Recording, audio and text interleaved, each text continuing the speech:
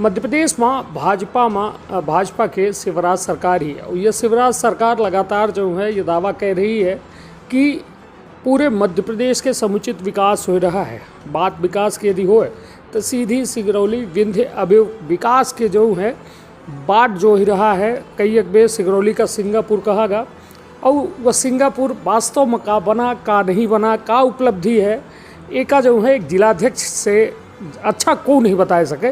तो हमारे साथ भाजपा के जिलाध्यक्ष सिगरौली हैं वीरेंद्र गोयल जी, उनसे हम आज मुखातिब हुए का हमका मौका मिला है। और पहले तो बहुत बहुत स्वागत है वीरेंद्र। धन्यवाद तिवारी भैया। भैया का कहा अपना सिगरौली सिंगापुर बन गया या फिर अबे इंतज़ार है? भारतीय जनता पार्टी जिला सिंगरौली में इस मध्य प्रदेश में 2003 से सरकार बनी थी। बीच में कतिपय कारणों से हम सब लोग 15 महीने हमारी सरकार नहीं थी। मैं चूँकि सिंगरौली ज़िले का ही, मेरी पैदाइश वहीं की है, मैंने सिंगरौली को बहुत पिछड़े स्तर पर देखा है, नज़दीक से देखा है। किसी समय में सिंगरौली का विकास शून्य दिखाई देता था, लेकिन भारतीय जनता पार्टी की जब से सरकार बनी और जब हमारे सीधी और सिंगरौली को अलग ज़िला बना करके 2008 में सिंगरौली ज़िला माननीय मुख्यमंत्री शिवराज सिंह चौहान जी के द्वारा घोषित किया गया। आज यह कहने में कोई गुरेज नहीं कि वहाँ पर जो भी एक शहर के विकास के लिए, वह सड़कों का निर्माण की बात हो या वहाँ के जिला चिकित्सालय ट्रॉमा सेंटर की बात हो या कलेक्ट्रेट भवन की बात हो, चहुमुखी विकास सिंगरौली ज़िला में होता हुआ दिखाई दे रहा है। जहाँ तक सिंगापुर की बात आपने कहा, किसी भी शहर को एक उपमा हमारे माननीय मुख्यमंत्री जी ने दिया था कि हम सिंगापुर जैसा, इस चूँकि सिंगरौली ज़िला हमारा औद्योगिक नगरी है, तो औद्योगिक नगरी में हम किस तरह का विकास हम 20 सालों में डेवलप करेंगे।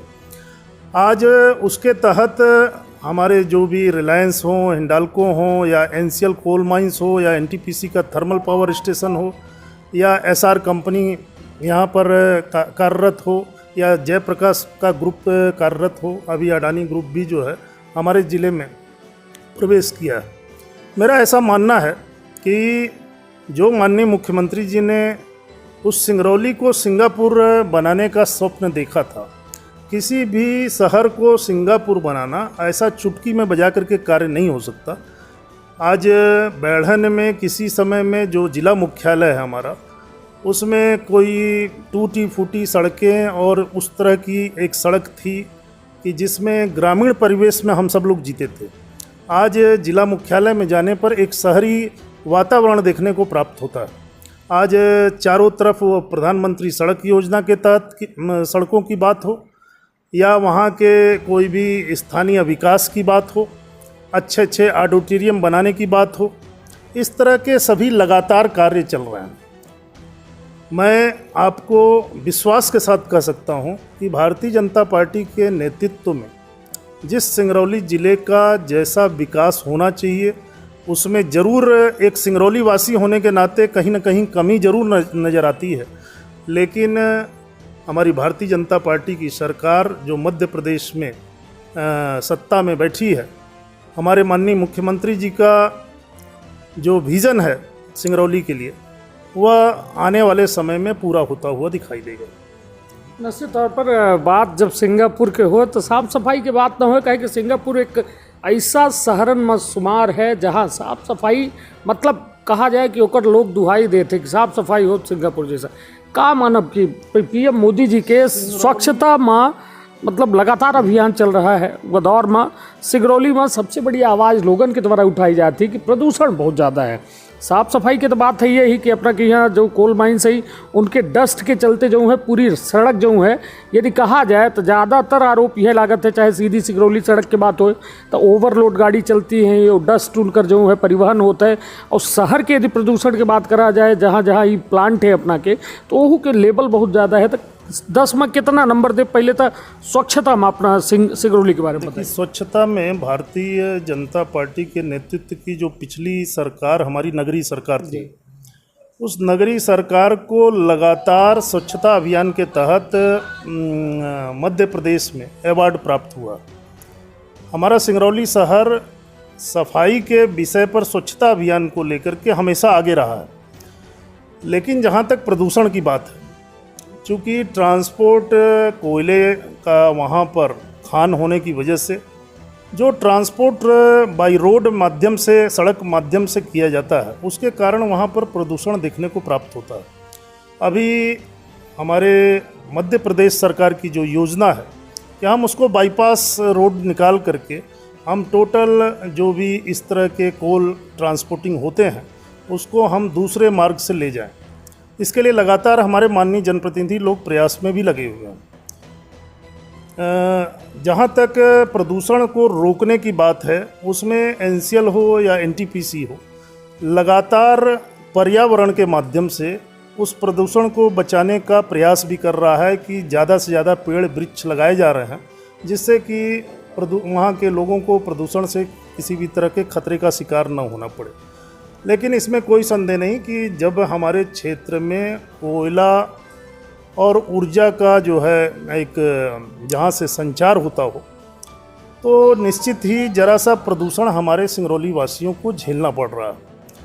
और जो आगामी योजना है, जो मध्य प्रदेश सरकार के द्वारा अभी हमारे माननीय मुख्यमंत्री जी जो सिंगरौली आगमन पर जो 2024-25 तक का जो रोड मैप उन्होंने तैयार किया है नगरीय निकाय का, यह दावे के साथ कहा जा सकता है कि अगर वो सब कार्य हुए तो आने वाले समय में हम सिंगरौली को सिंगापुर जो सपना है वह पूर्ण होता हुआ दिखाई देगा। जहाँ तक सिंगापुर की आप बार बार बात आपने किया है, किसी भी शहर का विकास ही सिंगापुर की संज्ञा है। हम सिंगापुर जैसा सिंगापुर सिंगरौली को बना देंगे, इसकी परिभाषा ये नहीं है। हम सिंगरौली में ऐसे कोई भी विकास के कार्य जो कि अच्छी अच्छी मल्टी सिटियों में देखने को प्राप्त होते हैं, वह हमारे सिंगरौली में हो, ऐसा हमारे माननीय मुख्यमंत्री जी और माननीय जनप्रतिनिधियों का सपना है। मैं समझता हूं कि इस कार्यकाल में ही बचे हुए समय में, जबकि कोरोना जैसी वैश्विक महामारी के कारण हमारी जब से सरकार बनी है तब से हम सब लोग प्रथम चरण और द्वितीय चरण में आज हम सब लोग किसी तरह से अपने आप को उस कोरोना संक्रमण से मुक्त करा पाए हैं, और अभी हमारी तीसरी लहर के भी अंदेशे हैं। तो ऐसा लगता है कि अगर हम सब लोग इस कोरोना की तीसरी लहर से बच पाए तो निश्चित ही हमारे मध्य प्रदेश सरकार के द्वारा जो योजनाएं सिंगरौली के लिए सोची हुई हैं वो क्रियान्वित होंगी और कार्य होता हुआ दिखाई देगा। निश्चित तौर पर एक बेहद बड़ी बात कि 2025 के विज़न जो है अपना के द्वारा बतावा जा रहा है कि सिंगरौली का सिंगापुर के समकक्ष बनावा जी, मतलब जो कार्य योजना है यदि वो पूरी हो जाती तो सिंगरौली सिंगापुर के जैसा हो जाता। निश्चित तौर पर एक विकास एक सतत प्रक्रिया है और वो प्रक्रिया चले चाहिए। और ज़रूरत यह है कि विकास के बाद जो हो रहा वह हर शहर और वह कहा जाए गांव, वह सब मुख्यमंत्री के ओर आशा भरी निगाह से देखते। और ज़रूरी है कि विकास हो चाहिए, कहे कि ओहिन की तिर नेता राजनेता और यह कहा जाए एक पूरा जो सिस्टम है सरकार के डेवलप की इनका है यहीं से बना बगा है। अब बात एक विवाद ऐसा कि देवसर के पूर्व विधायक और पूर्व मंत्री बंसमणि वर्मा के द्वारा जो है कलेक्टर का अभद्रता कीन गए, वह अभद्रता का लेके मतलब सोशल मीडिया में वीडियो खूब वायरल हो रहा है। और वह वायरल वीडियो कहो न कहो एक शिवराज सरकार पर प्रश्न चिन्ह लगा रहा है कि का कौनो सरकारी तंत्र के इज्जत मान मर्यादा के साथ ही हमें खुलेआम खिलवाड़ के इसका सवाल वह में है कि का कौनो पार्टी का या अपना का या कौनो नेता मंत्री हो चाहे पूर्व हो ओका अधिकार दीन जाते कि केहू का कहों बीच समाज में अभद्रता कैले कुछ कैले, तो का यह सरकार अपना के मतलब यह स्थिति बनावे लगी। देखिए ऐसा है कि कांग्रेस पार्टी के लिए यह बताने की आवश्यकता नहीं कि कांग्रेस पार्टी के कार्यकर्ता हों या कांग्रेस पार्टी के मंत्री मिनिस्टर हों विधायक हों, उस 15 महीने की सरकार में जिस तरह से खुला तांडव कांग्रेस पार्टी के द्वारा किया गया, आज उसकी देन है कि इस मध्य प्रदेश की जनता ने उनको नकार दिया। आज पूरी तरह से भारतीय जनता पार्टी के पक्ष में उन्हीं के विधायक टूट करके हमारे यहाँ शामिल हुए। लगातार आरोप अनगरल आरोप कांग्रेस पार्टी के द्वारा लगाए जाते रहे। यह बताने की आवश्यकता नहीं कि एक मध्य प्रदेश शासन का जो मंत्री रह चुका हो व्यक्ति किसी भी जिला में जिले का मुखिया कलेक्टर को माना जाता है। वह एक ज्ञापन लेकर के वहाँ गए थे और जो कि प्रत्येक ज्ञापन को लेने का कार्य केवल कलेक्टर करे यह आवश्यक नहीं होता है। हम भी विपक्ष की सरकार में थे, हम लोगों ने रोज़ दिन धरना प्रदर्शन किया, कभी भी जिला कलेक्टर के द्वारा हम सबों का ज्ञापन आकर के नहीं लिया जाता था। अधिकृत प्रत्याशी के रूप में कभी एडीएम या एसडीएम को भेज दिया जाता था। अभी वो दिन गुजरे हुए मात्र 1 साल भी नहीं हुए।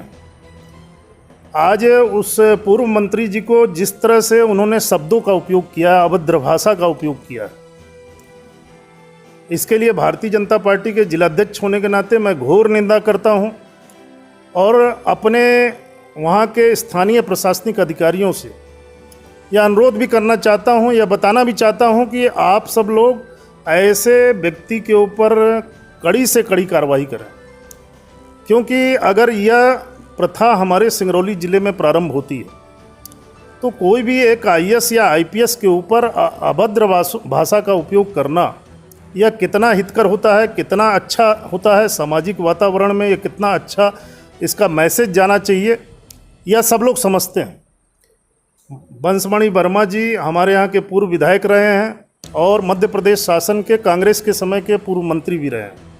उन्हें यह विचार करना चाहिए कि इस तरह के भाषा का उपयोग सार्वजनिक रूप से किसी भी कलेक्टर के लिए करना कितना उचित है। अगर इस पर कार्रवाई नहीं होगी तो भारतीय जनता पार्टी इसका विरोध पूरी तरह से प्रदर्शित करेगा। आने वाले समय में उसके ऊपर शासन को मजबूरी होगी कि उस पर कार्रवाई करे। एफआईआर दर्ज कराएंगे आप लोग? बिल्कुल एफआईआर दर्ज होना चाहिए, ऐसे व्यक्ति पर एफआईआर भी दर्ज होना चाहिए। जिससे तौर पर देखिए एक बड़ी बात है कि एक सामंजस्य की स्थिति होती और लगातार जो है प्रशासनिक और सरकार जो है दोनों सिक्का के 2 पहलू ही जब साथ में रही तबे कोनो काम हो सकता है। किंतु हालात यह कि एक जनप्रतिनिधि के गुस्सा ऐसा फूट या का वजह रही, हालांकि अभी वजह सामने नहीं आई पूरी तरह से, किंतु यह जरूर है कि जिलाध्यक्ष भाजपा सिंगरौली के द्वारा साफ तौर में कहा जा रहा है कि पूर्व विधायक और पूर्व मंत्री के ऊपर एफआईआर दर्ज करावे खातिर लगातार जो है भाजपा विरोध करी और एफआईआर दर्ज करावे के प्रयास करी। तब बात ऊर्जांचल के ऊर्जा धानी कहा जाता है सिंगरौली का है कि सिंगरौली बहुत बड़ा एक थर्मल पावर प्लांट लगा है, जहां सिंगरौली के साथ साथ पूरे ये कहा जाए मध्य प्रदेश के बिजली की खपत हो या केंद्र के हो, तो मतलब कुल मिला के एक बिजली के बड़ा संयंत्र है। बिजली के तब वो समस्या बनी है, यदि बात की जाए पहले सीधी में सिंगरौली रहा तब वो लाइट गोल हो रही। सवाल अपनों के मन में उठत हुई कि जब हमारे लगे इतने संसाधन है, इतना प्रचुर मात्रा में हम अधिकता हो के चलते एक बेची लागे, मतलब घरे में जब कोनो चीज़ अधिक हो तब ना आदमी ओका का करी कि हमारे पास अधिकता है तो भैया दूसरा आदमी भूखा है तो एक रोटी तो उका है।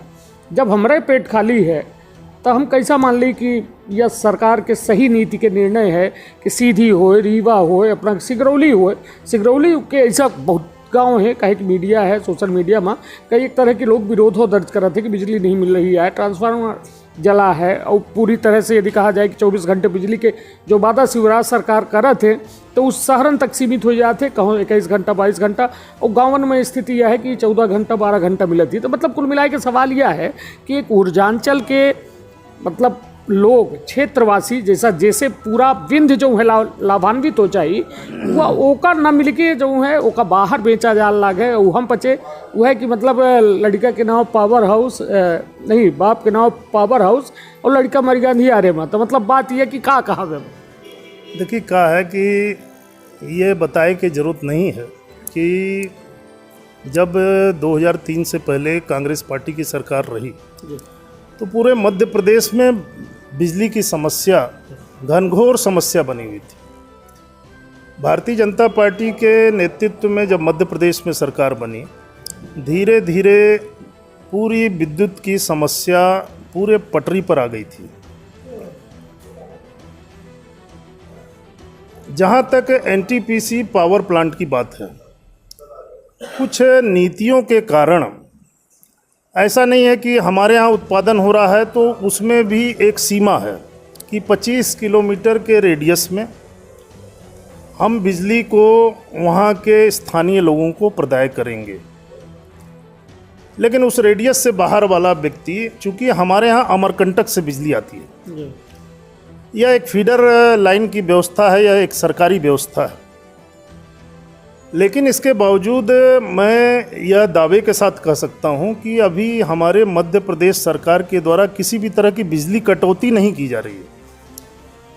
जहां तक मेंटेनेंस के कारण, कई बार अंधड़ तूफान के कारण, पोल के गिर जाने के कारण, केबल के टूट जाने के कारण, और अभी जो बरसात के समय में मूल समस्या आती है कि एग्रीकल्चरल कृषि करने वाले व्यक्तियों को मध्य प्रदेश सरकार ने यह घोषणा किया है कि हम 10 घंटे बिजली प्रदान करेंगे, और उस फीडर से हम जब उस 10 घंटे के लिए एग्रीकल्चरल वालों को लाभान्वित करने के लिए लाइन जाती है तो निश्चित ही वहाँ पर जो एम्पियर की ग्रेडिंग, या जैसे आज कोई ग्रामीण क्षेत्रों में अगर 25 केवीए का ट्रांसफार्मर लगाया जाता है और 25 केवीए के ट्रांसफार्मर से वहाँ पर जो विद्युत रिकवरी है हमारे पैसे की, उस रिकवरी को हमको 25 केवीए की जगह 20 केवीए का ही बिजली बिल प्राप्त हो रहा है, लेकिन उसका उपयोग जो है 40 केवीए हो रहा है,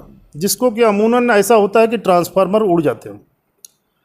वैसी जगह चूँकि सरकार के हाथ बंधे हुए हैं, लेकिन पूरे शहर में आज मैं सिंगरौली ज़िले में छोटी मोटी जो भी समस्याएं थी, अभी आपके सीधी के ही डी साहब पुनः हमारे ज़िले में प्रवेश किए और उनका स्थानांतरण हुआ है, और स्थानांतरण के बाद जो भी इस तरह के जो रोज़मर्रे की समस्याएं आ रही थी कि कोई टेक्निकल फॉल्ट हो जाया करता था, या इस तरह की व्यवस्थाओं को 7 दिन के अंदर उन्होंने पटरी पे लाया, और आने वाले समय में बिजली की समस्या हमारे सिंगरौली ज़िले में न के बराबर हो जाएगी। इसके लिए हमारे माननीय जनप्रतिनिधि, वो हमारे माननीय विधायक सिंगरौली हों या माननीय विधायक देवसर हों या माननीय विधायक चितरंगी हों, ये लगातार इसके लिए संपर्क में लगे हुए हैं कि मध्य प्रदेश शासन से जो भी नियम में परिवर्तन भी कराना पड़े, लेकिन हम अपने सिंगरौली ज़िले को बेहतर बिजली दे सके। ये बेहतर बिजली सरकार के कोई भी नियम उसमें बाध्यता में नहीं आ रहे हैं।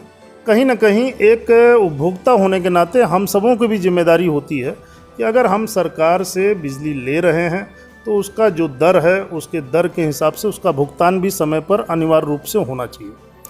ग्रामीण क्षेत्रों में बिजली कई बार ट्रांसफार्मर से काट दिए जाते हैं, इसलिए कि अगर वहाँ पर 5% 10% ही लोग उसमें जमा कर रहे हैं पैसा, बाकी 90% लोग बिजली का बिल नहीं भुगतान कर रहे हैं, उसके कारण कई बार ट्रांसफार्मर से लाइट काट दी जाती है बिजली विभाग के द्वारा। इसलिए ऐसा ग्रामीण क्षेत्र में इस तरह का वातावरण बना हुआ है कि हमको इस सरकार में लाइट नहीं प्राप्त हो पा रही है, लेकिन सरकार इसके लिए लगातार लगी है, विद्युत विभाग लगातार लगा है। हम सब लोग भी इसके लिए लगातार विद्युत विभाग या स्थानीय कलेक्टर से हम सब लोग संपर्क में रहते हैं। प्रयास होगा कि आने वाले समय में कोई भी अगर छोटी मोटी बिजली की समस्या हमारे ज़िले में है तो उसको समाप्त करने का प्रयास किया जाएगा।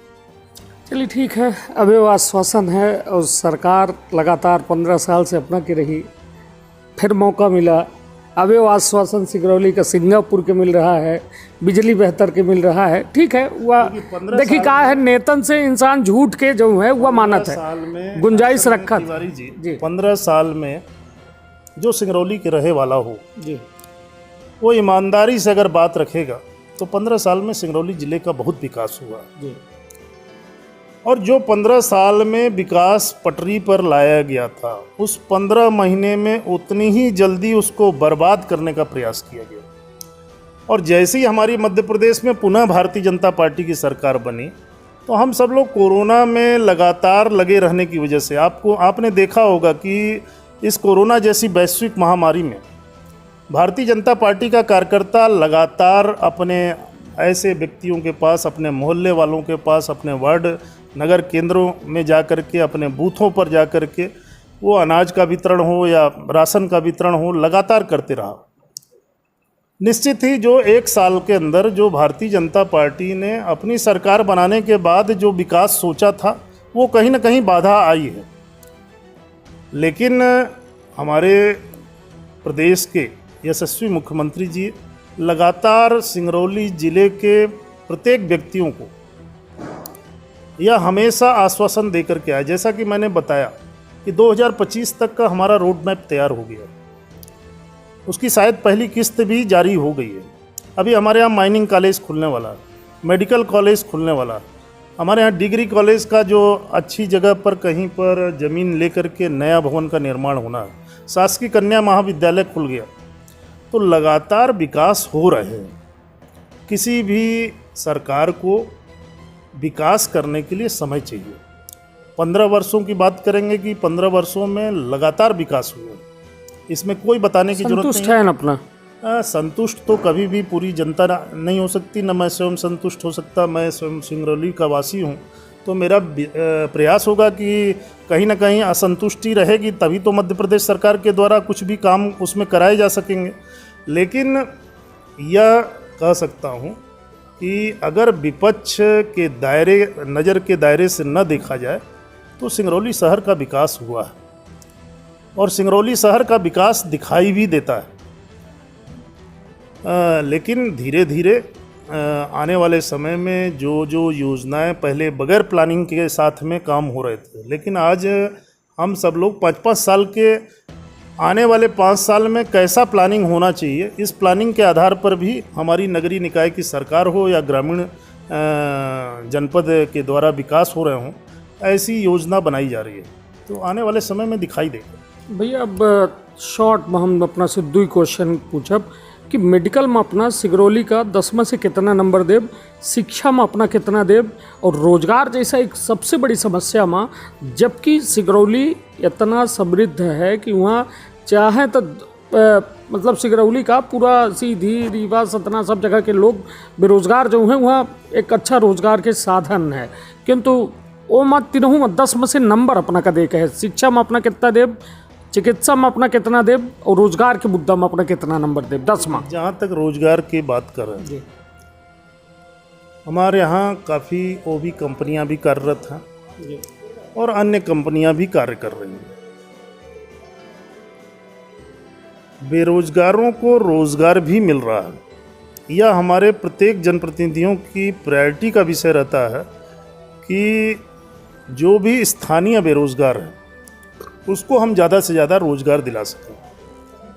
बात यहाँ पर कंपनियों में उच्च सैलरी पाने की है। कोई भी बेरोजगार व्यक्ति आज सिंगरौली में 10,000 रुपये की नौकरी नहीं करना चाहता, क्योंकि जो ओबी कंपनी में काम या उसको दिखाई दे रहा है कि 25,000 27,000 रुपया हमको उस कंपनी से प्राप्त होगा। लगातार हम लोग के द्वारा उसका डाटा मंगाया जाता है। स्थानीय कलेक्टर के पास में हमेशा उसको डाटा मंगा करके हम सबों को अवगत भी कराया जाता है। यह कह देना कि रोज़गार की वहाँ पर समस्या है, निश्चित ही जैसे जैसे सिंगरौली का विकास हो रहा है तो आदमियों की संख्या भी बढ़ रही है। कोई सीधी ज़िले से भी जाता है, कोई रीवा ज़िले से भी जाता है। उस पर भी हम सब लोग एक अनुपात के दृष्टिकोण से यह मानते हुए कि वह हमारे संभाग में निवासरत है, उसको भी कहीं न कहीं अनदेखा करते हुए उन सबों को भी नौकरी दिलवाने का प्रयास करते हैं। लेकिन पहली प्राथमिकता यह रहती है कि हम सब लोग स्थानीय लोगों को, जो भी उसमें विस्थापित हुए हैं, जो उस ज़मीन के एक्वायर्ड करने से काफ़ी अफेक्टेड हुए हैं, वैसे परिवारों को प्राप्त हो। जहाँ तक रिलायंस के द्वारा अभी लगभग 7,000 लोगों को बेरोज़गारी भत्ता के रूप में, यह हमारे माननीय जनप्रतिनिधि विधायक सिंगरौली का यह प्रयास रहा और उसको पहली ऐसी कंपनी है जिसमें कि लगभग 7,000 लोग जो हैं बेरोज़गारी भत्ता के रूप में पा रहे हैं। अब उसको अगर वो भत्ता भी ले रहे हों और बेरोज़गार भी मान रहे हों तो इस पे मैं कुछ नहीं कह सकता, लेकिन लगातार हम सब लोग बेरोज़गारी को कैसे रोज़गार में कन्वर्ट करें, इसका प्रयास किया जा रहा है। जहाँ तक चिकित्सा और शिक्षा की बात नंबर की बात अब मैं करूंगा भाई साहब, क्योंकि देखिए मूल्यांकन तो होता है, देखिए चीज़ों का नहीं, बात ये है जनता भी देखिए परीक्षा लेती है, उसके लिए 5 साल निर्धारित हैं, मगर हम एक पत्रकार होकर जनता के बीच वो मार्किंग रखना चाहते हैं जो एक संतुष्टता आपकी जाहिर करे कि भाई 10 में शिक्षा में आप 10 में कितना नंबर देंगे। नंबर की तो बात नहीं, मैं ये कह सकता हूँ कि जैसे अच्छा, उत्तम या अति उत्तम, जी तो हम रोजगार के दिशा में हम उत्तम श्रेणी में हैं। जी अति उत्तम पहुँचेंगे तब जबकि हम पूरी बेरोजगारी वहाँ की समाप्त कर दें। तो उसके लिए आत्मनिर्भर भारत हमारे माननीय नरेंद्र मोदी जी ने पूरे देश के ऐसे बेरोजगारों को अपना रोका बैठे कहे कि अपना आत्मनिर्भर के बात करे लागन, हम आत्मनिर्भर हमका प्रकृति बनाए रही है। सिगरौली पहले से बहुत आत्मनिर्भर रहा, हमारे पास कोयला रहा जो शायद कहो नहीं रहा, हमारे पास ऐसा मतलब जो कंपनी है, कॉपर कंपनी काम कर रही है, सीमेंट कंपनी काम कर रही हैं, तो कुल मिला के हम तो पहले से संपन्न रहें ना, हम काम का तो प्रकृति करे रही, किंतु ये शासन की नीति के चलते मतलब आज हम अपने घर के, अपने संपत्ति के, अपने लोगन का मतलब जो है अपना वह कही लगे कि अब स्थिति उत्तम वाली है, अति उत्तम की स्थिति मतलब कमी तो है ना, लोग बेरोजगारी के चलते मतलब उनकर स्थिति तो बर्बाद होती है कि उसकी पूर्ति कंप्लीट करना जी। आज के परिवेश में हमारे यहाँ अडानी कंपनी आई है जी, THDC कंपनी आई है, निश्चित ही वो 1000, 2000, 5000 की संख्या में वहाँ पर भी बेरोजगारों को रोजगार प्राप्त होगा। तो जैसे जैसे हमारे इस औद्योगिक क्षेत्र में लोगों की कंपनियों का आना जाना शुरू है, उससे निश्चित ही धीरे धीरे बेरोजगारों को रोजगार प्राप्त। कंपनी की का अपना की सरकार कोनो नियम है कि कितने प्रतिशत स्थानीय लोगों का रोजगार हो चाहिए, कितना है? 60%, 70% बेरोजगारों को, जो स्थानीय लोगों को रोजगार रखा जा रहा है। मैं आपसे ये भी पूछना चाहूँगा, साथ मैं डाटा, चूंकि यहाँ पर अभी भोपाल में हूँ, मैं डाटा के साथ में आपको इसकी जानकारी दे सकता हूँ कि जो कंपनियों के द्वारा अपने को सूची प्राप्त होती है जी, और जिनके पते, एड्रेस, आधार कार्ड के आधार पर हम ऐसे लोगों को 70% लोगों को, स्थानीय लोगों को रोजगार प्राप्त हो रहा है। ये माना जाए कि नहीं, सिगरौली में 70% हिस्सेदारी यदि कहा जाए जो वहाँ का जनता का है, और 30% बाहर के लोग काम कर रहे हैं, ये आप मानते हैं? उसमें भी 30% इसलिए बाहर के लोग काम करते हैं। कोई भी कंपनी आती है तो स्किल्ड लेबर कुछ ना कुछ साथ में लेकर के आती है, और प्रत्येक कंपनी के अपने हाथ पांव होते हैं कि भाई ये व्यक्ति हमारे लिए बहुत ही नेसेसरी है, तो ऐसे इस कारण कि उसका भी व्यवसाय चल सके, इसलिए हम लोग 30% यह मान करके चलते हैं कि 30% उसके मैन पावर्स को मतलब हमको लेना ये नहीं, ये आप कह रहे हैं 70-30 का रेशियो जो है सिगरौली में फॉलो हो रहा है हर कंपनी में, यदि कहा जाए तो। हम लोग मध्य प्रदेश में, हमारी सरकार पिछली बार जब थी तो 50% की बात कही थी, और मध्य प्रदेश में कांग्रेस की सरकार के द्वारा खोखले वादे करके, खोखले जनता को ज़बरदस्ती गुमराह करके, यह रोजगार दिलाने का सपना दिखा करके मध्य प्रदेश की जनता के साथ साथ हमारे सिंगरौली की जनता को ठगने का प्रयास किया गया था। नहीं, 70% वाला था जो यह रहा आदेश रहा, तो कमलनाथ के सरकार में आवर रहा 70% सरकार कांग्रेस की सरकार में आया जी, लेकिन कहीं पर भी उसको असली जामा पहनाते हुए मौका नहीं देंगे, अपना विधायक छुड़ा लिए उनकर। 15 महीना बहुत सरकार के चलाए के समय होता है, और कांग्रेस जैसे पार्टी के जो के 70 साल के अनुभव रहा हो, 50 साल जो राज किया हो, ओके, अगर 15 महीना में अगर कोई, जिसमें कि राहुल गांधी ने कहा रहा कि हम जो है 10 दिन के अंदर जो है बेरोजगारों को रोजगार दिलवा देंगे, और नहीं तो हम अपनी सरकार का इस्तीफा दिला देंगे, तो उसके लिए 15 महीने की सरकार बहुत थी। आज वह किसानों के लिए तरह तरह के खोखले वादे करके आए थे। आज उसकी देन है कि मध्य प्रदेश में कांग्रेस के ही विधायक, जो कांग्रेस से चुन करके आए थे, उन्होंने अपनी स्वेच्छा से हमारे भारतीय जनता पार्टी में शामिल हुए, और आज उसकी देन है कि हम भारतीय जनता पार्टी में पूरे वो संगठन के साथ कंधे से कंधा मिला करके चल रहे हैं, और आज भारतीय जनता पार्टी की सरकार मध्य प्रदेश में कार्य कर रही है। इस 15 महीने में जिस कोरोना को कांग्रेस के समय में आने की बात शुरू हो गई थी और उस कमलनाथ सरकार के द्वारा उस कोरोना पर अगर समय रहते अगर उस पर रोक लगा दी जाती तो शायद इस मध्य प्रदेश में हमारे इतने साथी हम सबों से बिछुड़ करके नहीं चले जाते। लेकिन जैसे ही मध्य प्रदेश में भारतीय जनता पार्टी की सरकार बनी, मात्र 24 घंटे के अंदर इस पूरे मध्य प्रदेश को लॉकडाउन घोषित किया गया। और जिस तरह से इस चिकित्सा की व्यवस्था की बात आपने किया, इस चिकित्सा व्यवस्था में जितना मध्य प्रदेश पिछड़ा था या पूरा देश जितना पिछड़े स्थिति में था, आज यह बड़े गर्व के साथ हम सब लोग कह सकते हैं कि भारतीय जनता पार्टी की मध्य प्रदेश और देश में सरकार है। यह पहली बार आपको यह देखने को मिला होगा कि मध्य प्रदेश में या पूरे देश में एक एक दो दो माह के अंदर बड़े बड़े हॉस्पिटल तैयार कर दिए गए, ऑक्सीजन प्लांट तैयार कर दिए गए। नहीं तो अपना के तो सरकार यहाँ तक कहा थी कि ऑक्सीजन के चलते मौत नहीं भय, अपना मानी थे ऑक्सीजन के। हमारे यहाँ सिंगरौली जिला ऑक्सीजन के 2-2, 3-3 प्लांट रहा जी। हम सिंगरौली जिला से दूसर जिला के हमेशा ऑक्सीजन जो सिंगरौली जिला के खपत के बाद जो हमें बचा हुआ शेष ऑक्सीजन सिलेंडर हम लोगों ने दूसरे ज़िले को भेजा है। हमारे ज़िले में कहीं पर भी ऑक्सीजन सिलेंडर की कमी से कोई भी कोरोना का संक्रमित मरीज नहीं मरा, यह मैं दावे के साथ कह सकता हूं। अन्य ज़िलों में चूंकि यह ज़िलों की बात है, उस समय में कोरोना में हम सब लोग केवल टीवी या सोशल मीडिया के समाचार सुना करते थे।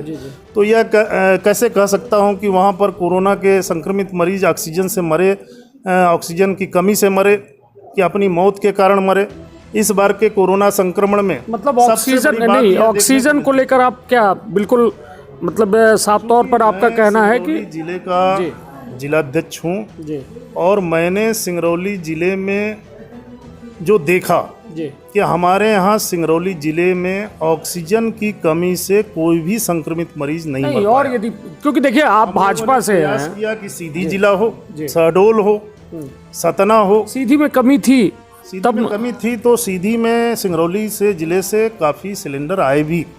इसको मध्य प्रदेश सरकार के द्वारा समय समय पर उनका आवंटित करने की योजना भी थी। और देखिए, किसी को भी अंदेशा नहीं था।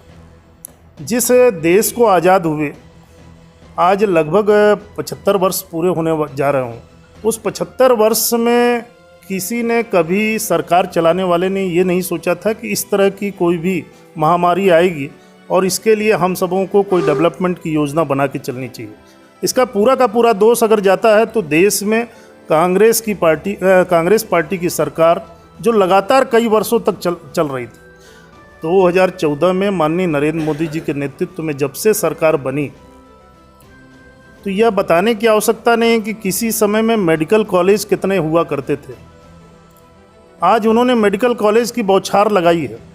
यह बात दूसरी है कि किसी भी मेडिकल कॉलेज के स्वीकृत होने के बाद उसके कार्य को प्रारंभ करने में भी समय लगता है। तो आज जिस तरह से सरकार ने अभी तीसरे लहर के लिए जिस तरह की तैयारी योजना अपनी बनाई है, वह हॉस्पिटल के बेड की बात हो, हम अपने भारतीय जनता पार्टी के संगठन के हिसाब से कहें तो हम सब लोग पूरे नगर केंद्र मोहल्ले मोहल्ले में स्वास्थ्य स्वयंसेवकों की एक गठन किए हैं। उस गठन के बाद हम तीसरी अगर चरण हमारे यहाँ इस सिंगरौली ज़िले में प्रवेश करती है या मध्य प्रदेश में प्रवेश करती है, तो हमारा भारतीय जनता पार्टी का कार्यकर्ता उस जगह का उस कोरोना जैसे संक्रमित मरीजों के लिए जिसका प्रशिक्षण होगा, जिसको कि सरकारी लोगों के साथ में उनका तालमेल होगा कि हम अगर किसी हमारे मोहल्ले में अगर कोई कोरोना संक्रमित होता है तो हमको उसको प्राथमिक उपचार के रूप में या हमको कहाँ सूचना देनी है, कैसे उसको एडमिट कराना है, यह सब सारी योजनाएं उसमें शामिल हैं। तो आज यह दावे के साथ कह सकता हूं कि हम लोगों ने इस एक वर्ष में जो चिकित्सा के क्षेत्र में देश नहीं मध्य प्रदेश नहीं देश भी पूरा जिस तरह का विकास किया, जिस तरह का आत्मनिर्भर हुआ, आज वह आत्मनिर्भरता की देन है कि हम कोरोना जैसी वैक्सीन अपने स्वनिर्मित अपने देश में बना करके हमने विदेशों तक भेजा है। हमने अपने इस देश का नाम गर्व से लोग विदेशों में लेते हुए दिखाई दे रहे हैं कि इस कोरोना जैसी वैक्सीन को अगर ईजाद करने में जिस तरह से भारतवर्ष ने अपनी भूमिका अदा किया और इस विपरीत स्थिति में भी दूसरे देशों की भी मदद किया है, आज उसकी देन रही कि जब ऑक्सीजन की यहाँ पर किल्लत रही तो विदेशों को बताने की आवश्यकता नहीं पड़ी। विदेशों से एयर के माध्यम से, ट्रेन के माध्यम से, स्टीमर माध्यम से लगातार ऑक्सीजन के टैंकर आते चले गए। उसका परिणाम रहा निश्चित ही कोई महामारी में हमने जिसको खोया है उसका दर्द है, लेकिन जितनी बेहतर से बेहतर व्यवस्था की जा सकती थी। मैं जिस सिंगरौली ज़िले में रहता हूँ, मैं यह दावे के साथ कह सकता हूँ कि 1000 बेड हम सबों ने अरेंजमेंट किया था। 1000 बेड हमारे शासन के द्वारा, यह एक मध्य प्रदेश सरकार के लिए भी बड़ा आश्चर्यजनक विषय था कि 1000 बेड में हम ऑक्सीजन सपोर्टेड बेड लगा करके और उसकी कोरोना संक्रमित मरीज, लेकिन चूँकि हमारे पास चिकित्सकीय डॉक्टरों की भी कमी थी, हमने पैरामेडिकल स्टाफ से काम चलाया। उस समय में जो आवश्यकता ज़्यादा से ज़्यादा हो सकती थी, हमने उन डॉक्टरों के पीठ थपथपाते हुए उन संक्रमित मरीजों का इलाज कराया। भैया ये बताइए कि जैसा अपना कहन है कहन कि कोरोना के दौर में बड़ा अच्छी व्यवस्था रही, कितनी मौत भई रही ये दूसरे लहर में अपने की? हमारे यहाँ लगभग 75 लोगों की लगभग मौत हुई थी। और यह कोरोना का जो यह संक्रमण, आंकड़ा कहूँ बताइला है अपना, या सरकारी आंकड़ा है या वास्तविक आंकड़ा है? दो ही आंकड़ा आए रहे। ए बार ऐसा कोरोना के संक्रमण रहा जी। जब पहला चरण में कोरोना के संक्रमण बहुत कंट्रोल स्थिति में रहा जी। ओमें अगर मरीज हॉस्पिटल में पहुंच जाता रहा तो बढ़िया से ओकर इलाज होए पर वह सुरक्षित अपने घर में पहुंच जा रहा था। लेकिन जो दूसरा चरण था, उस दूसरे चरण में खांसी जुखाम के साथ साथ जैसे ही कोरोना संक्रमित मरीज हॉस्पिटल में 2 दिन 3 दिन का भी समय व्यतीत करके आता था तो उसका लंग्स का इन्फेक्शन बहुत फास्ट था। उस लंग्स के इन्फेक्शन की वजह से रेमडेसिविर इंजेक्शन जैसे बात हो वो लगाने की बातें होती थी, और रेमडेसिविर इंजेक्शन भी हमारे सिंगरौली ज़िले में लगातार आते चला गया। हमारे यहाँ कोई व्यक्ति ऑक्सीजन के कारण या रेमडेसिविर इंजेक्शन के वजह से अभाव में कोई किसी की मृत्यु नहीं हुई, लेकिन 75 लोगों की। लेकिन अगर हमारा लंग्स 20% से ऊपर इन्फेक्टेड है जी, तो ओमें ऊपर वाला ही बचाए वाला स्थिति रहत रहा। ओमें डॉक्टर लाचार रहे, जो दवा ओके लिए प्रिस्क्राइब्ड दवा थी वो प्रिस्क्राइब्ड दवा चलती रही, लेकिन अगर स्वप्रेरित जिस आदमी ने हिम्मत जुटाया वह अपने उस डेंजर जोन से निकल गया। चलिए ठीक है, तो मतलब अपना कहाव है कि यह दूसरा लहर खतरनाक रही, वो लोगन के लंग्स में ज़्यादा इन्फेक्शन भा, वो उपचारों में जितना हो सका संभव भा, मगर उनका देहांत हो गया। शिवराज सरकार कही इसके मुखिया के यदि निधन होता है तो ओमा परिवार वाले का जो है उनका शिक्षा के, उनका जीवन यापन के सल की व्यवस्था जो है शिवराज सरकार मुहैया कराई। 75 लोगन के अपना डेटा दे रहा है, बल्कि वास्तविक आंकड़ा सैकड़ा के पार है। ये अपना जानी लागे कि यह जनता के साथ सीधा सीधा चल है कि अपना जेकर जांच कराएन ओकर नाव लिस्ट में लिख दिहन, और ऐसा सैकड़न लोग ऐसा रहे जिनकर जांच तक नहीं पहुंच पाए, उनकर अंतिम क्रिया अपना कोविड प्रोटोकॉल से करे लागे और उनकर नाम लिस्ट में नहीं आए। यह बात अपना दिल में हाथ रख के कह सकी थे कि हाँ इनके लोगन के साथ गलत हो रहा है, कहे कि उनकर जान गई, उनकर परिवार सून हो गया है। आज उनके लगे अपन जीवन का गुजारा करे खातिर उनके लगे बड़ी चुनौती है। वो दौर में 75 नाम है अपना के लगे। 75 नामन में कितनी मदद की गई यह हम जाने चाहिए थे, कितना मुख्यमंत्री जी के घोषणा के अपना के जरूरतमंदन तक पहुंचा 75 नामन में। बात से हम एकदम कतई इत्तेफाक नहीं रखते जी। जो सरकारी आंकड़ा रहा जी वो 100% सही है जी। जहाँ तक कोविड प्रोटोकॉल में अगर कोई आदमी उस कोरोना काल में जिसकी मृत्यु हो रही थी जी, अगर वो कोविड प्रोटोकॉल गाइडलाइन को पालन करते हुए उसका दाह संस्कार कराया गया, लेकिन उसको ये नहीं कहा जा सकता कि वह कोरोना संक्रमित मरीज होने की वजह से मरा। अगर कोई भी व्यक्ति कोरोना की जांच कराए बगैर अगर घर में उसका देहांत हो रहा है तो हम चूँकि अड़ोस पड़ोस उसके घर वाले लोग और इन्फेक्टेड न हो सकता है कि कोरोना हो, किसी भी मृत व्यक्ति की कोरोना की जांच नहीं होती थी, न कराई जाती है। तो अगर मुआवजा न दे के दुखना नहीं कराबर रहन की काहे के नहीं कराबर कि मुआवजा बाद में विषय आवा जी।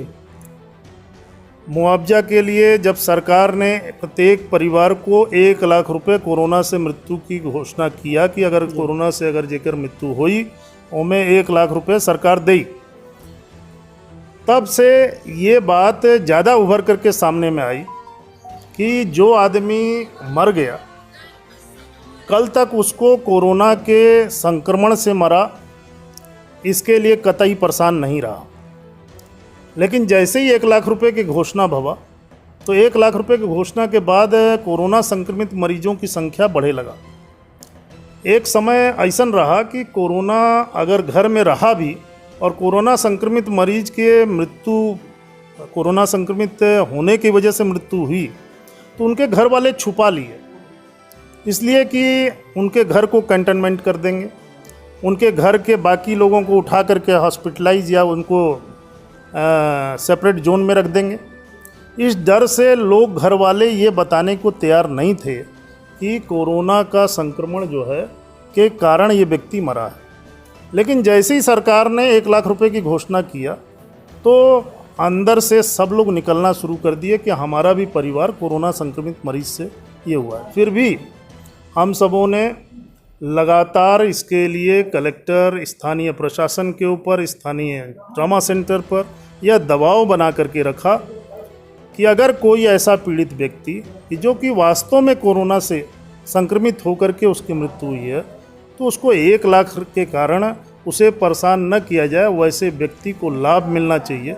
उसके लिए ऐसे व्यक्तियों को लाभ, आज दिन तक ऐसे व्यक्ति जो कि ट्रॉमा सेंटर का धक्का खाते हुए घूमते हुए दिखाई देते हैं, जहां पर भी खबर आती है वैसे व्यक्तियों को मदद करने की हम सब लोग उसमें लगातार तत्पर रहते हैं। 75 लोगों में कितने लोगों का मदद पहुंच गए अपना के शिवराज सरकार की? हमारे समझ से जो में प्रत्येक परिवार कोरोना कोविड से मृत्यु के लिए एक मृत्यु प्रमाण पत्र की आवश्यकता होती है, डॉक्टर के प्रिस्क्रिप्शन की आवश्यकता होती है, जिसमें कि वह लिख के देता है कि इसका कॉज जो है कोविड रिगार्डिंग कोविड से डेथ हुई है, वो जिस व्यक्तियों को प्राप्त हो गया है और जिन लोगों ने अपने बातों को रख करके बनवाने का प्रयास किया है। आज सही आंकड़ा तो नहीं बता सकता हूँ मैं, लेकिन वैसे लोगों को उनके नाम को उसके सब कागजों को लगा करके सरकार के पास में भेज भी दिया गया है। पैसा नहीं मिला है अभी?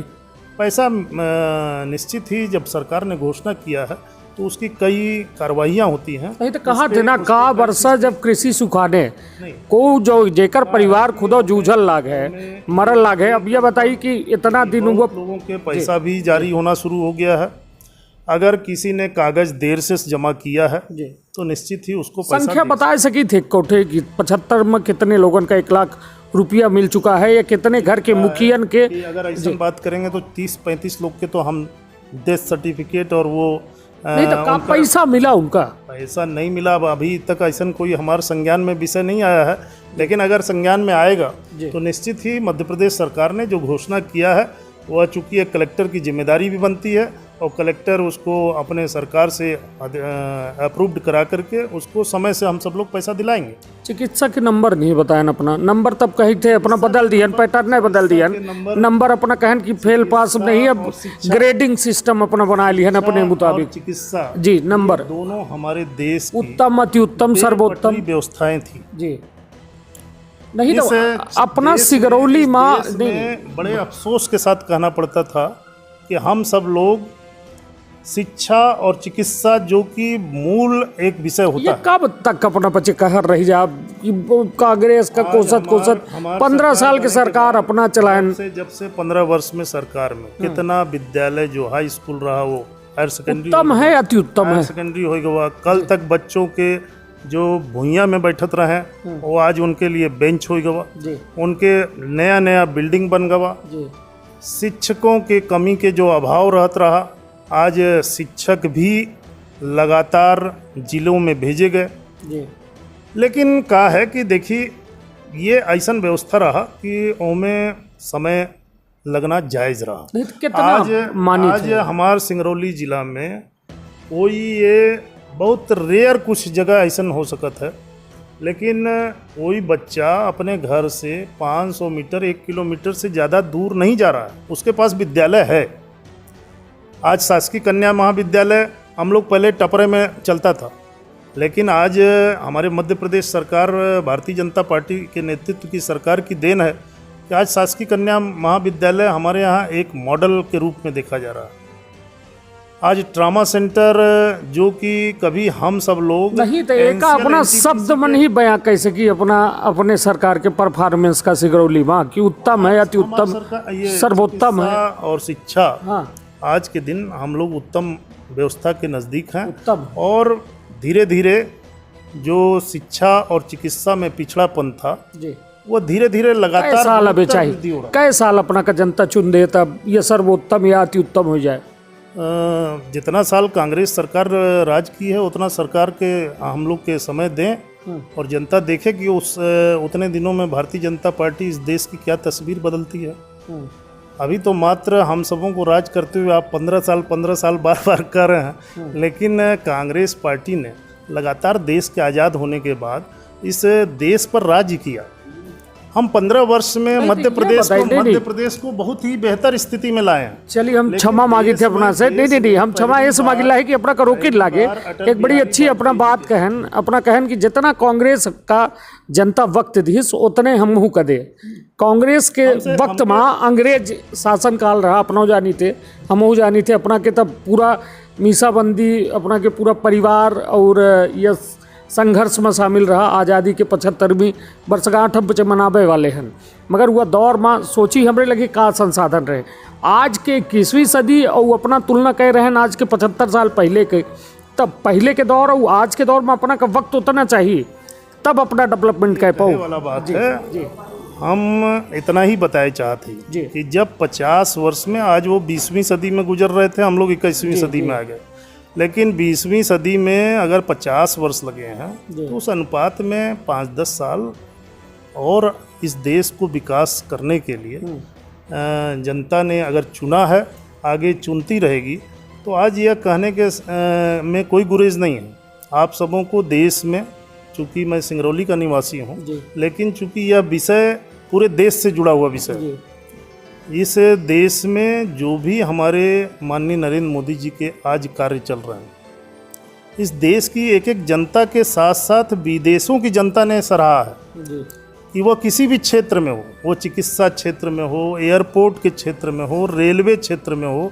आज हम ऐसी ऐसी ट्रेनों का इजाद किए हैं, आज हम ऐसे ऐसे कंपनियों को ला करके यहाँ पर एयरपोर्ट की और अच्छे अच्छे जगह पर एयरपोर्ट बना करके, आज उसी क्रम में हमारे सिंगरौली ज़िले में अभी एयर स्ट्रिप्स बनने की बात हुई है।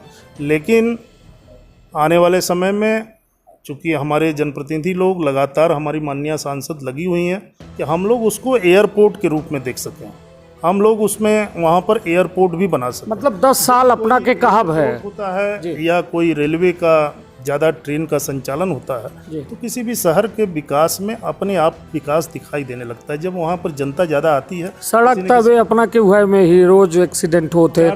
आज जो है एक बेहद दुखद घटनाक्रम भा, ऑटो ओकर एक्सीडेंट हुआ देवसर में, 5 लोगन के दर्दनाक हुआ घटना से मौत हो गए।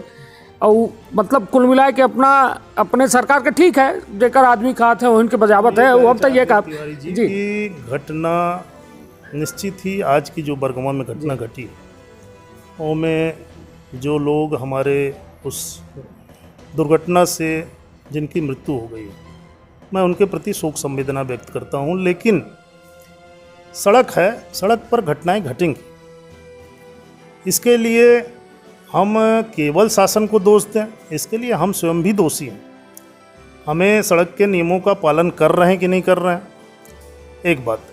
दूसरी बात है कि अगर सड़कों के जाल की बात कर रहे हैं तो आज बैढ़न से आप सिंगरौली आ जाएं, बैढ़न से आप देवसर चले जाएं, कहीं की भी सड़क कमी नहीं है। 475 करोड़ की लागत से पुनः NH का जो रोड जिसको कि छेड़ दिया गया था, और वो रोड अभी तक जिसके लिए काफ़ी विपक्ष के द्वारा प्रहार हम लोग सुन रहे थे, वो भी 1 अक्टूबर से उसका कार्य प्रारंभ हो रहा है।